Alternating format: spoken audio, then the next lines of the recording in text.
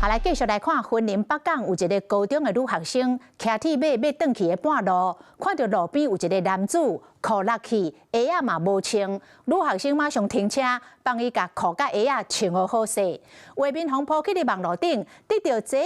网友甲讹闹，讲女学生有一粒天才的心。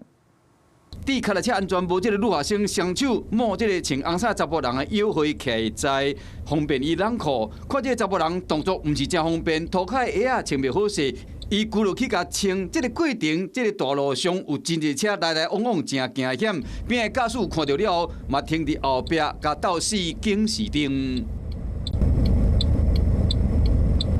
这段感性的画面出现伫云林的北港，昨晡暗5点外放学的时间，这个女学生下课时要转去，看到这个查甫人落裤鞋仔嘛落去，第一时间发现讲伊需要倒三工，就主动加协助。画面伫网络公开了后，网友形容讲是有一粒天才心。他看起来就是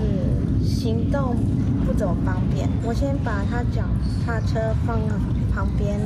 然后我再帮他就是整理一下那个服装仪容。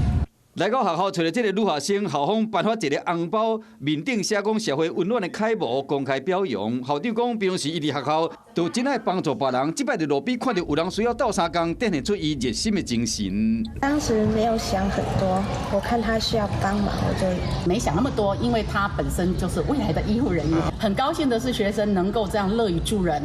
等于是身体力行实践了。 今年伊准备要考大学，目标就是读护理系。一个女同学以医护人员当作未来目标，即摆发挥爱心，伫路边热心助人，得到真侪网友的讹闹。嘛，希望讲社会上这份温暖的爱，会当一点一滴继续传落去。